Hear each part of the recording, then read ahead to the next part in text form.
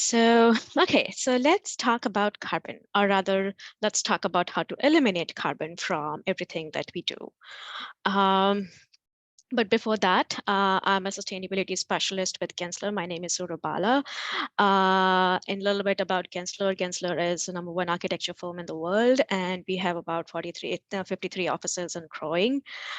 We have been a leader in sustainability for a long time, and with like about thousands of certified projects, accredited professionals, and our in-house Gensler City's Climate Challenge goal, which is our commitment to eliminate greenhouse gas emissions by 2030.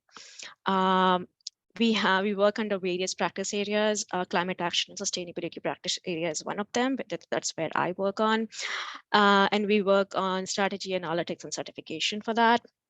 Within analytics, we do embodied carbon analysis, facade analysis, massing optimization, certification assessments, etc. Okay, so let's understand where is carbon coming from. So we have major two components when we talk about carbon. One is operational carbon and one is embodied carbon. Now, in terms of operational carbon, well, we have a good founding understanding about it. But in terms of embodied carbon, it is basically any carbon impact that happens during the construction of the building. So anything that takes to make the building is adding embodied carbon to your project. Now, how does these two embodied carbon and operational carbon come together? Now, embodied carbon is assessed in kg CO2 emissions per square feet or meter, but operational carbon is not. So what we do is, 1 minute. What we do is, we basically take the information from the energy model, put it to eGrid, from where we get the equivalent kg CO2 emissions per square meter for operational carbon, and which together helps us understand the total carbon impact of the project. Now, guess what? Like when we are making decisions for operational carbon or embodied carbon, the fact is each of them are impacting the other. Like for example, when you are talking about adding insulation or adding raised flooring, that might help you optimize and reduce operational carbon, but it will increase the embodied carbon. So we need to kind of find a good balance and mix on how to go forward with it. And they say that by 2050, operational and embodied will have 50-50 contribution to the total carbon impact of the building. Now let's understand what is embodied carbon. Well, embodied carbon is basically thinking about the entire life cycle of every component in the building. And that starts from extraction of raw materials, transportation to manufacture, getting it to construction site, the construction itself. During use, the operating carbon is in place. And after the building is getting to demolition and eventually getting to either landfill or recycling. So that is basically the holistic carbon, embodied carbon impact cycle. Well, there are a few rules of thumb that we can, utilize to reduce embodied carbon in our projects, and that includes like, retrofitting versus new, using alternate materials, using low carbon materials, doing the analysis, the life cycle assessment analysis in all stages of design, utilizing reused material, recycled material, and henceforth. Little more information on the new versus retrofit. Just an example, basically you on the left hand side you see you have an existing building where you may not, if it's just existing, you're doing nothing in terms of embodied carbon. It has its own embodied carbon from its past use, but it might have a very bad operation and energy. So when you do a repositioning, you will improvise the operational carbon of the building while adding a little bit embodied carbon. But in an all new situation, you are adding way too much embodied carbon. And along with that, you're demolishing something if you are, that is also adding to the embodied carbon while you are optimizing on your operational carbon. So we need to kind of find a good balance between them. And there are other rules of thumb, which is like location. Like location really matters. Location of the project and location of where you're sourcing your material. That is a very fundamental aspect in terms of carbon. Talking about location, if your material is locally resourced or bio-based, that helps a lot to reduce carbon. But guess what? Rules of thumb work until they don't. And not all mass timber building is low carbon and not all concrete building is high. It is basically we need to analyze each and every project based on the design, based on the location to understand what exactly is their impact. And role of an architect in decarbonization is basically making sure that each and every design decision has an impact in terms of carbon. So ensuring that these decisions are made very informally. And whole building LCA and EPDs kind of help us inform that design process. Now, talking about EPDs, the environmental product data, basically, generally in analytics, whether it's operational carbon or embodied carbon, we are dealing with a lot of data, like huge amount of data that we are managing.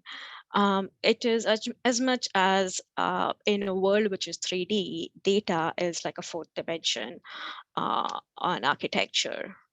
Uh, and um, and we need to be very careful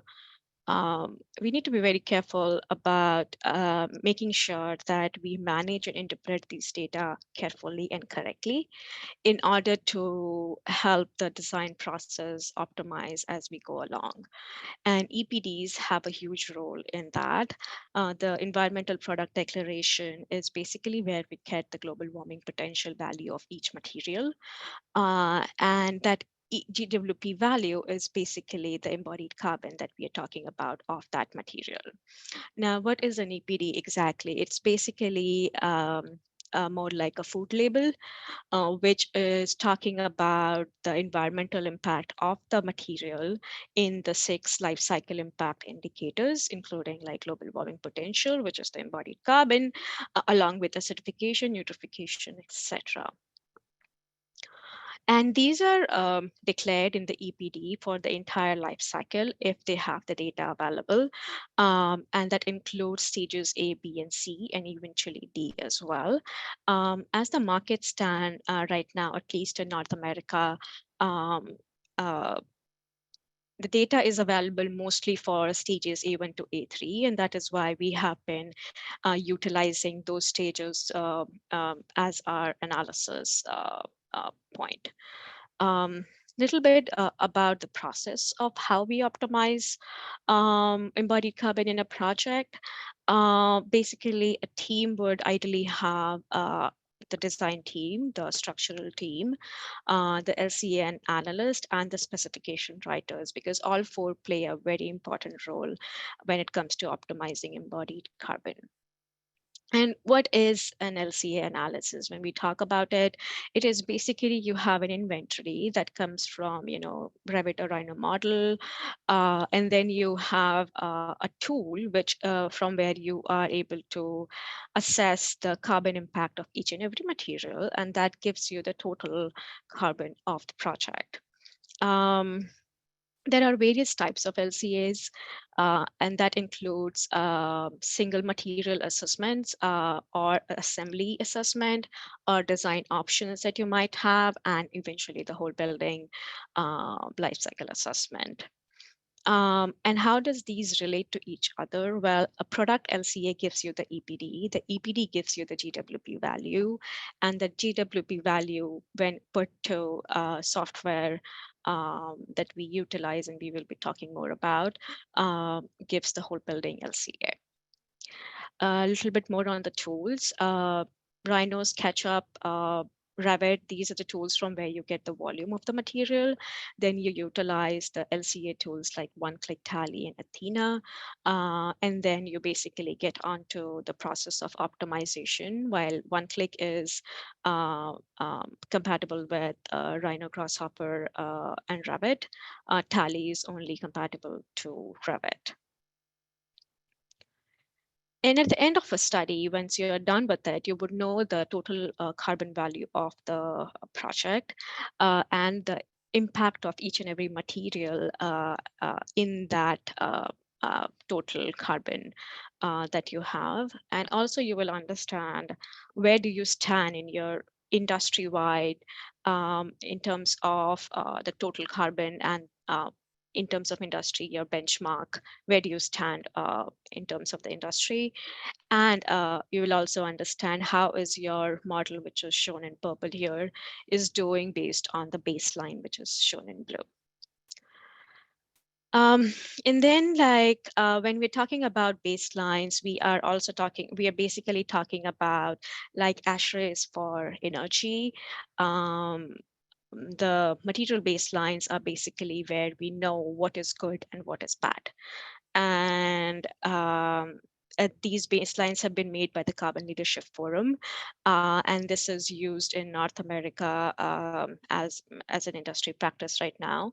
And this particular document basically gives us what is that value beyond which you would not accept a material, and what is that baseline from which you start to optimize.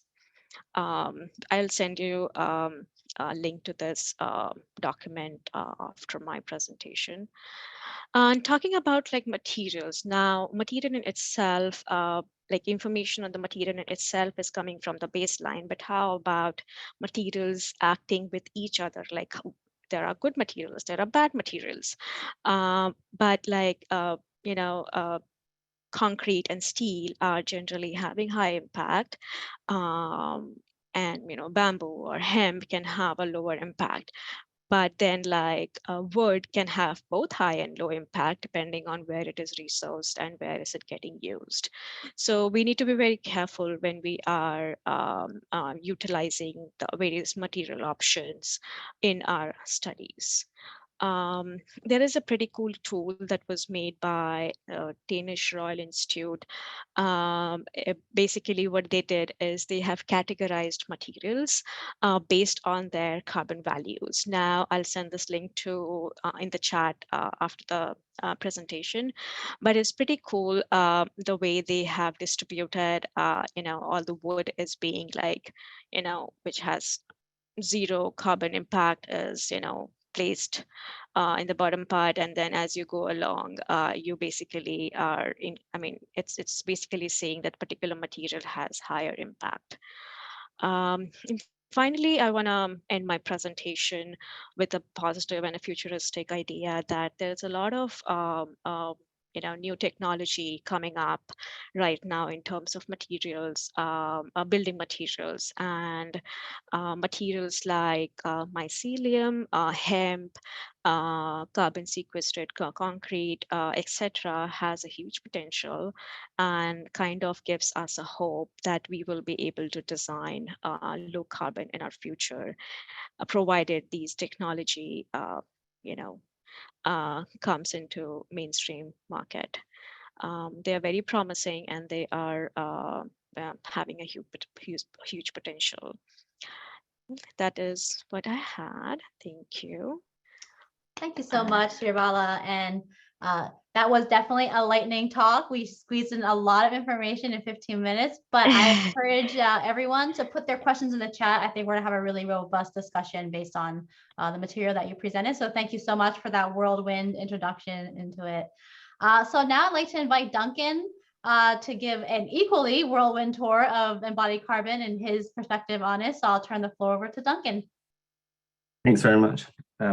Yeah, I'll try and go quick. Just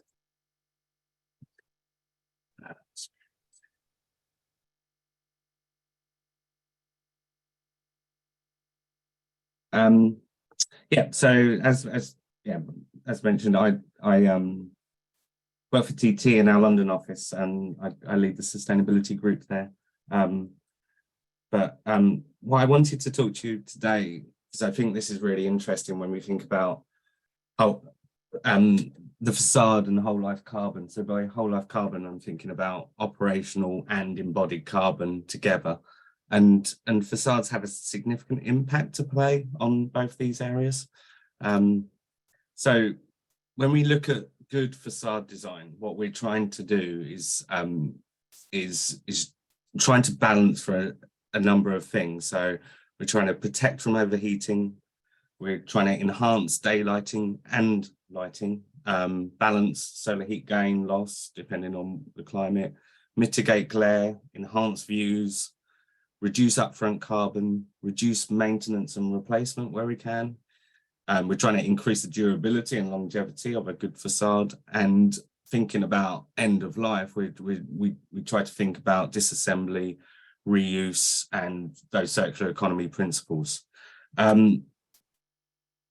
Both of those sort of, all of those approaches are sort of competing in a way, and some will reduce your, have a sort of carbon benefit in the building, but some will come at a carbon cost. And that's the sort of game we're now trying to play when we look at facade design, and particularly around carbon. So what we're starting to see in the industry now is regulation finally coming around embodied regulation coming around net zero and guidance around net zero.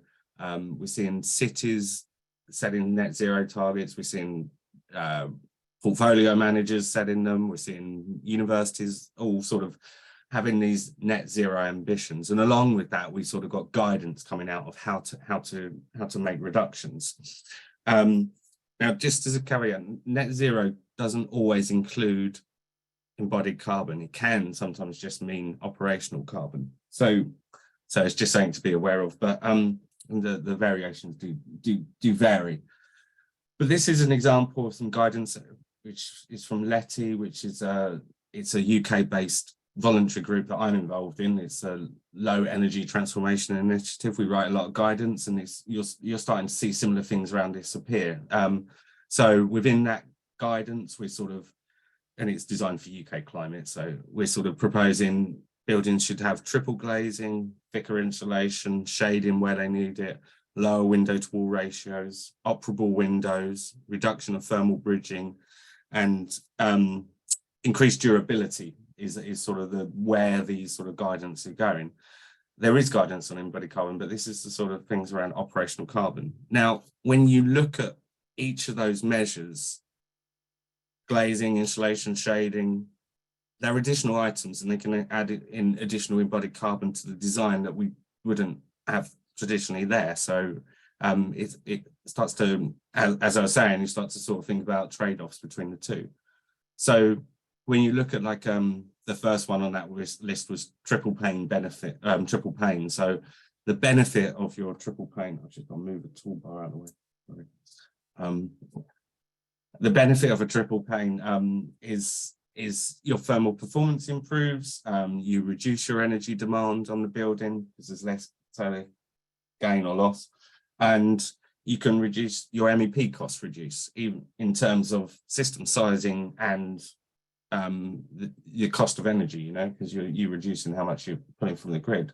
But at the same time, your facade cost is going to go up and your embodied carbon is going to go up, because not only have you got another layer of glazing on there, you've also got all the framing that goes with that, and it's a heavier facade, so you're going to have additional structure to try and carry that additional load. So there becomes the sort of balance between those two items. Insulation is another area that we sort of focus on in those design guides. So they're saying put more insulation in your building, make it thicker, make the thermal performance of the wall perform better.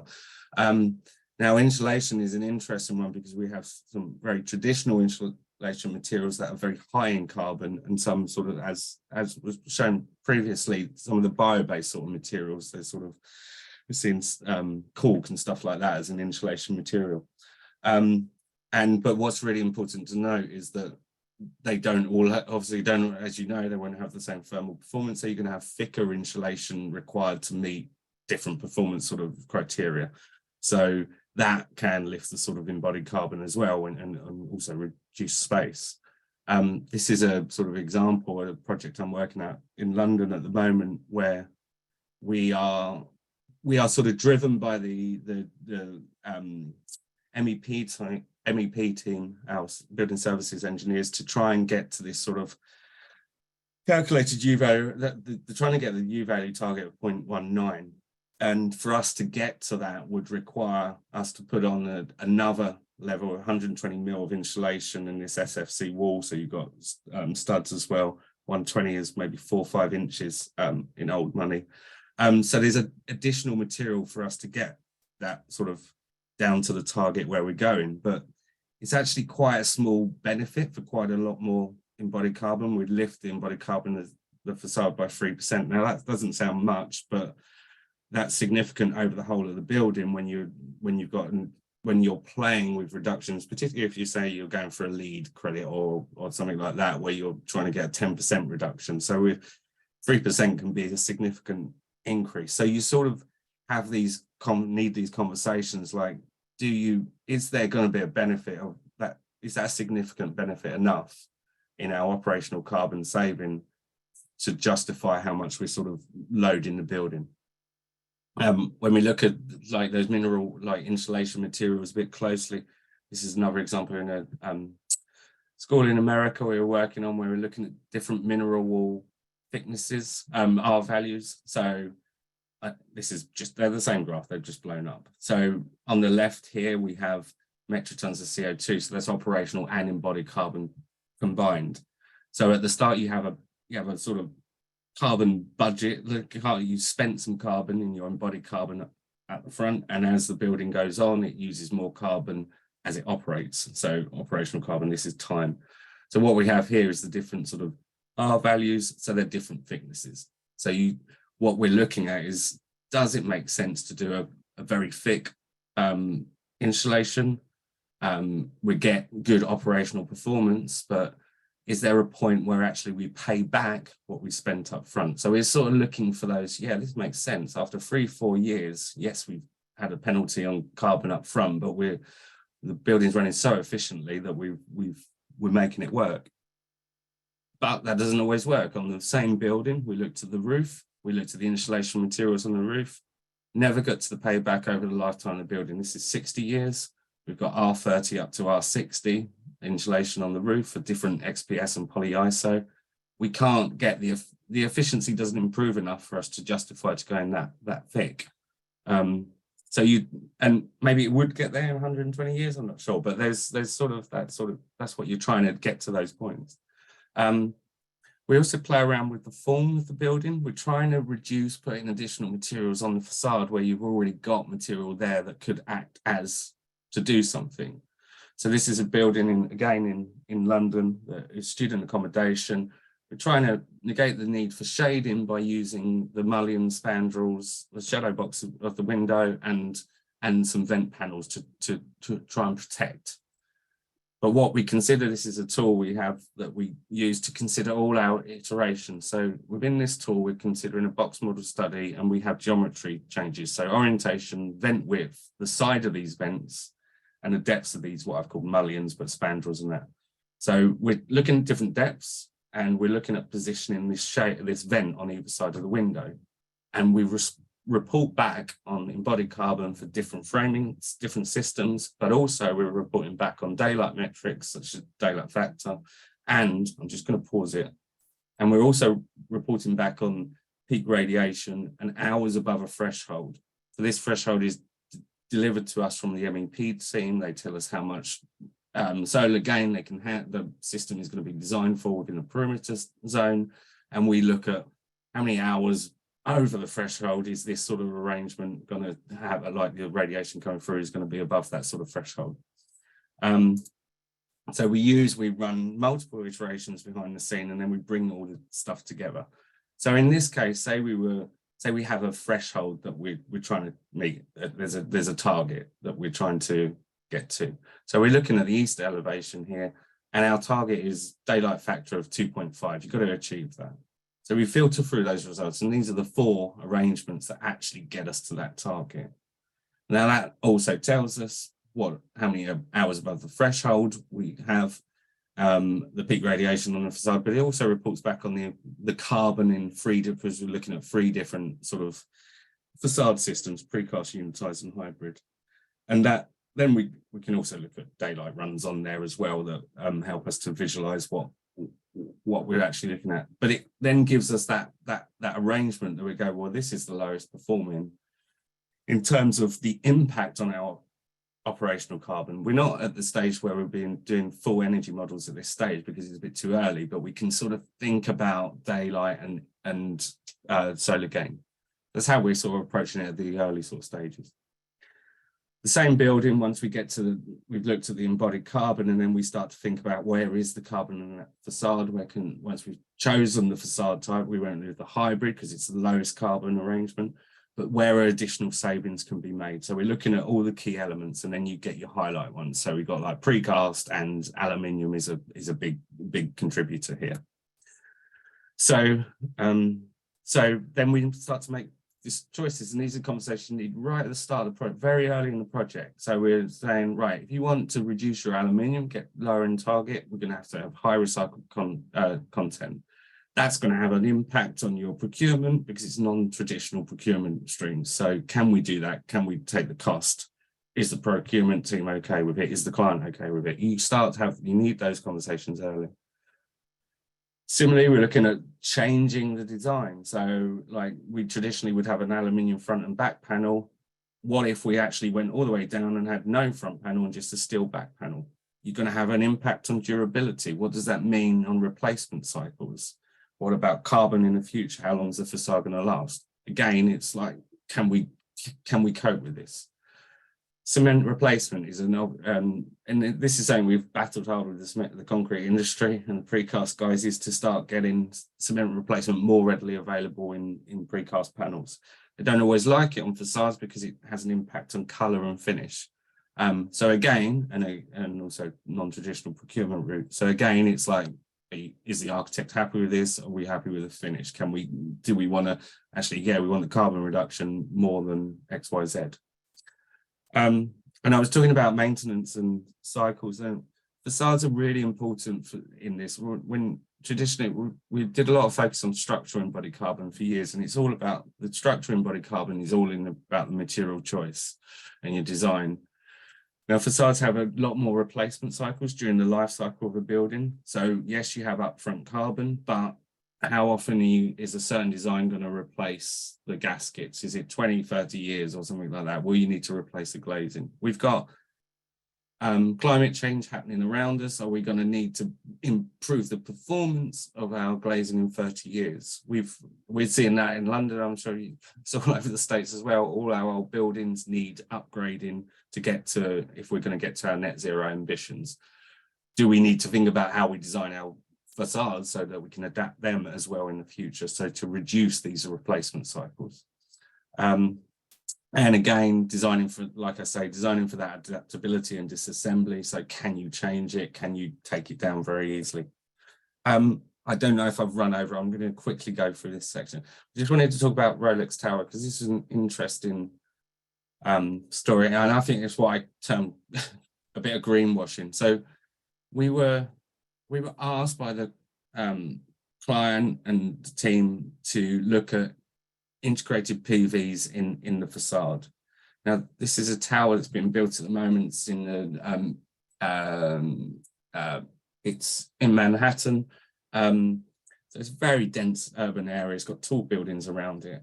They just wanted to look at PVs in the facade, offset some grid energy.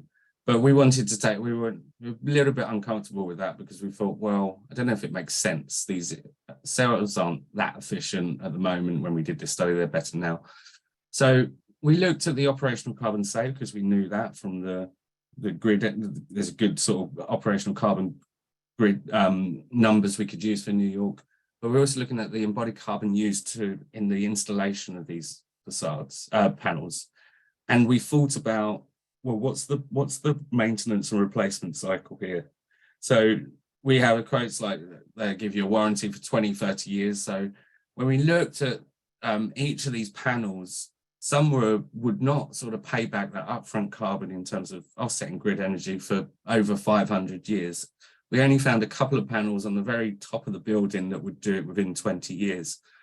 So, and we see these mistakes happen. We've got an example of a building in London where there's turbines on the roof. They've never turned once, but people think they look that it's an efficient building. So, so that's just where I'm going to finish on, because I think it's a lesson for us for the future as we design our buildings that we could be putting on.